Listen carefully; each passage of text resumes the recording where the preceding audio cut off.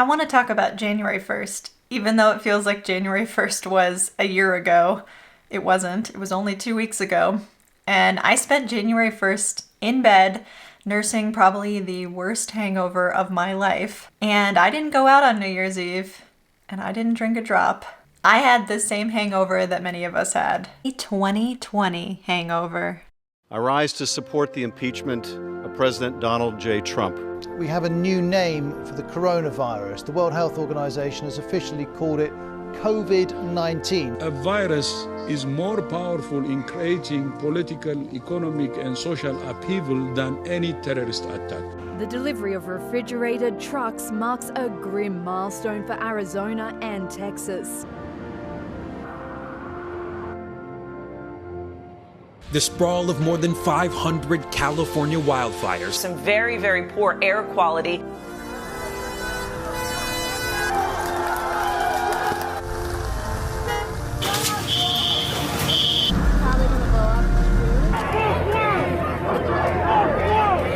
Clutching a Bible at an historic church. I want everyone to know who puts on the uniform of law enforcement every day.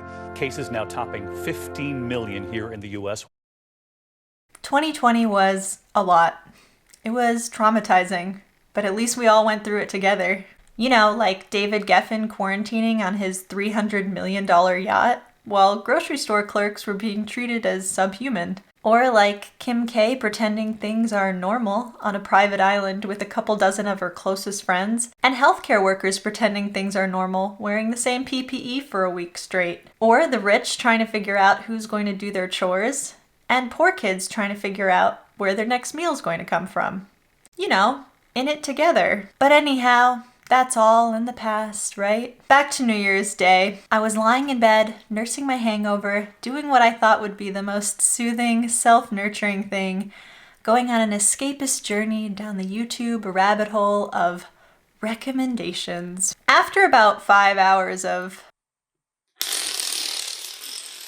YouTube then decided to engage me with a little class-oriented consciousness raising by presenting back-to-back two very highly contrasting genres of videos.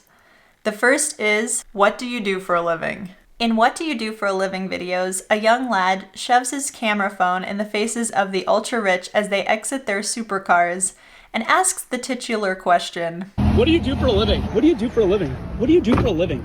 The videos are a few seconds long each, and they are entertaining. The guy behind the camera is equal parts polite and well-meaning, and also accosting strangers in public. What do you do for a living? Real estate. And love the car. What do you do for a living? I worked on Wall Street. Worked on Wall Street? The editing and pacing make it hard to look away. They're bizarre and kind of absurd. A guy catching people off guard, some of whom are witty, some of the interactions are just banal, which ends up being kind of interesting in its own candid way. Private equity. Private equity? Nice car, man. What do you do for a living? I'm married. Married? Okay. Awesome car. Oh, actually my wife bought it for me. Wife bought it for you? Yeah, wife of the year right here. Wife? Excuse me, what do you do for a living? I'm a drug dealer. Drug dealer? Okay. Like I said, these videos are entertaining. That is, they're entertaining if you don't think too hard about what you're watching. What do you do for a living? Nothing really. Nothing? As little as possible. As little as possible? He's not joking. Okay, I love the car, thank you. What do you do for a living? Just try to live my life. I'm a rich father-in-law. Rich father-in-law? Awesome. Got lucky with some investing? Appreciate it, man. For a living? I don't. I quit. You quit? I quit. Excuse me, what do you do for a living? What do you mean? Like, what do you do for a living? I'm married. Why? Married? Oh, hey man, what do you do for a living? Nothing. Nothing?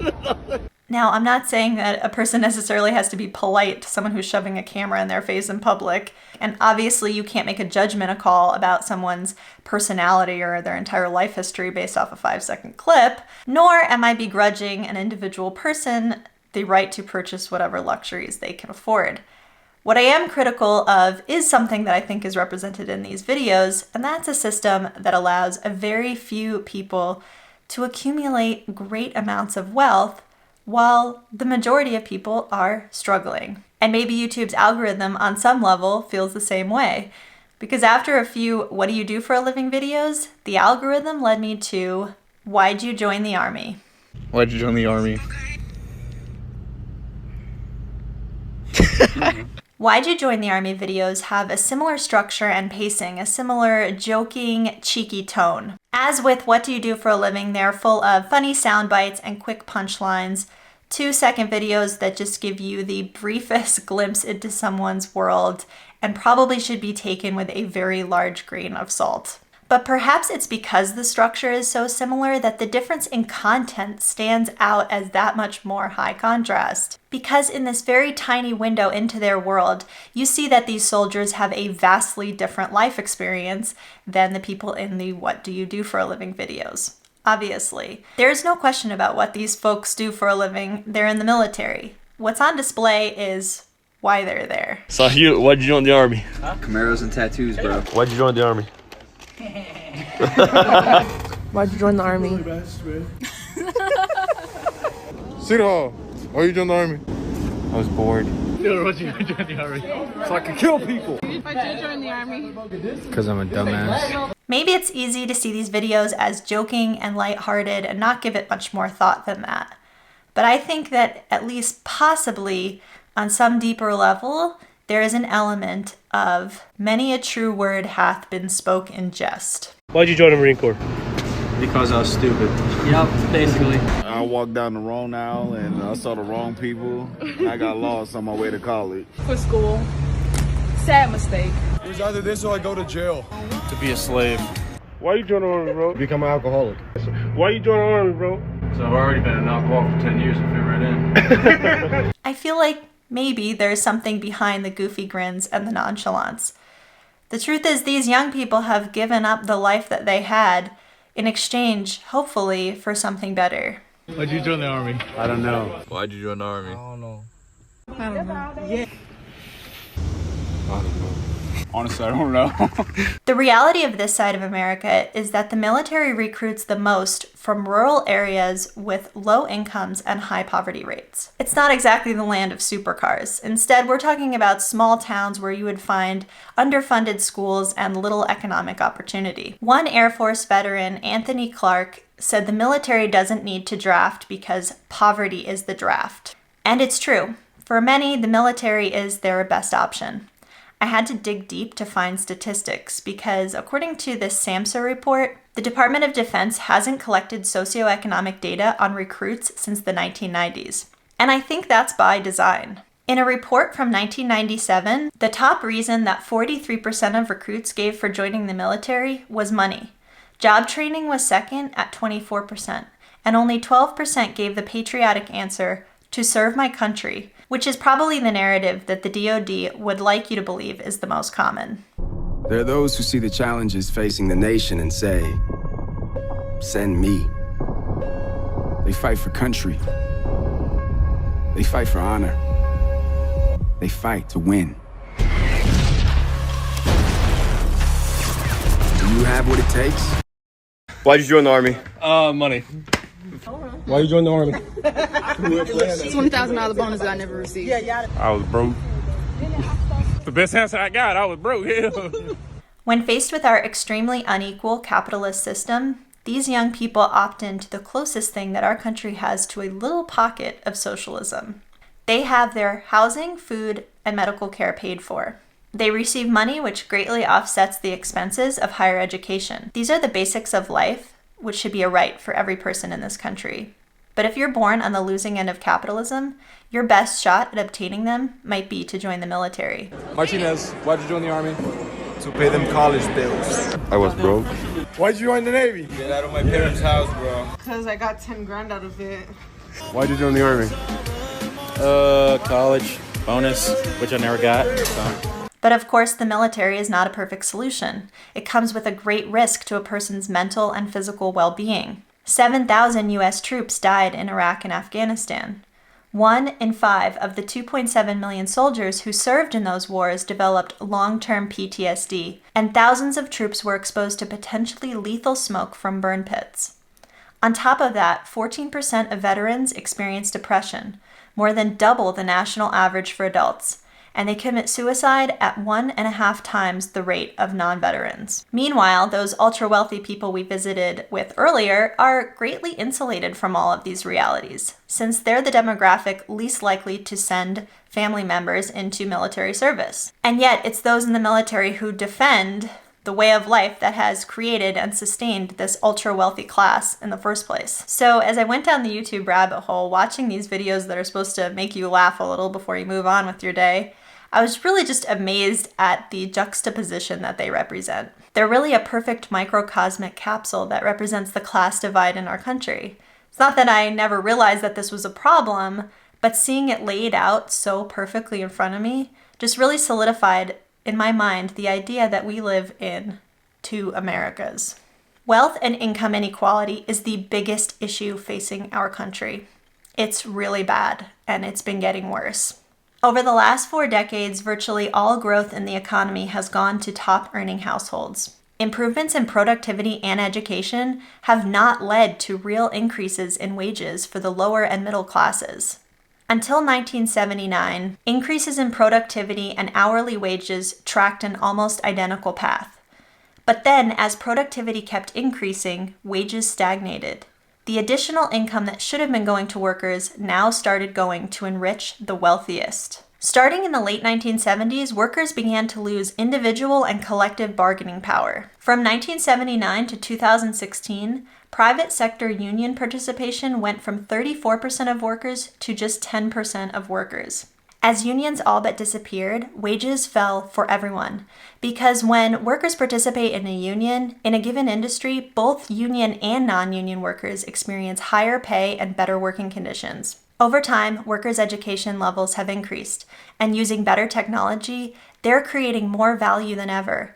But all of that value is going only to the wealthiest. Since 1978, CEO pay has grown 940%, while the average worker's pay has increased only 12% during that time. In 2018, the average pay for a CEO of the top 350 public firms in the US was $17.2 million. That is 278 times the compensation of a typical worker. Compare that to 1965, when the ratio was 20-1, or even 1989, when the ratio was 58-1. But that's income, what we earn.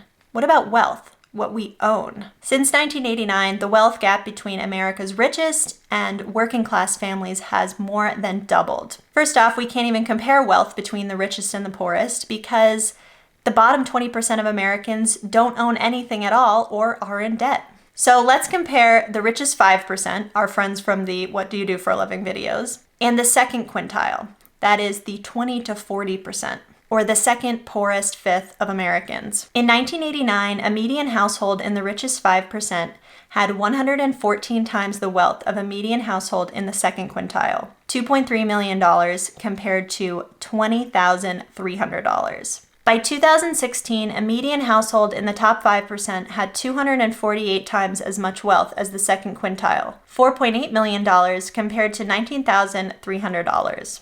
And yes, you really are reading this chart correctly. The poor did get poorer, and all the extra wealth that was gained by rich families.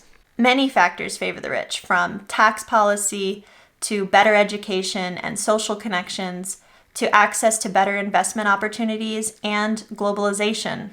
All of these things have led to the wealthy getting wealthier while everyone else stagnates.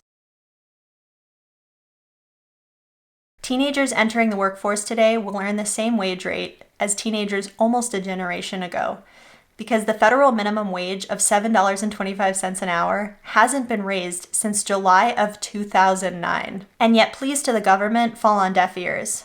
And those who advocate for unions are portrayed as greedy, lazy, and entitled, while those at the top who hoard wealth are portrayed as innovative job creators. But the minimum wage and unionizing are only relevant if you can even get a job. During the first few months of COVID, March through June, 49 million Americans filed new claims for unemployment benefits. Over 100,000 small businesses have permanently closed, and nearly 12 million children are living in poverty as their parents struggle to find gainful employment. Meanwhile, those so-called innovative job creators, the wealthiest Americans, have thrived during COVID. The 614 richest Americans increased their wealth by a staggering $931 billion last year. This consolidation of wealth, which has been happening for years and has been exacerbated by COVID, is one of the main reasons that millennials are the first generation in American history that will be worse off than their parents. And Gen Z may be even worse off still. And yet it's these young people that are the target audience for the fantastical images of wealthy people and their fancy cars that appear all over TikTok. I grew up with lifestyles of the rich and famous. Get ready for another incredible lifestyles, your VIP journey into the lives and loves of today's winners. And MTV Cribs. On this episode of MTV Cribs. So aspirational imagery of the ultra-rich is nothing new to me. But even though it lacks novelty, it's still disturbing to see this distracting illusion being peddled to young people and shaping their worldview. They're made to think that great wealth is within reach for anyone who dares to dream, rather than reserved for the privileged few who sit atop what is essentially a pyramid scheme. And so ostentatious displays of wealth act as a sedating distraction. People's attention is drawn toward the idea that that'll be me someday, and away from things that would actually make their life incrementally but meaningfully better in the present. So those would be things like organizing and demanding better pay and working conditions, and making meaningful demands to our representatives for things like universal health care, better public education and social services, and a more equitable system of taxation. Inequality in this country is obscene and unconscionable, and these are issues we desperately need to address if we ever want to be one America.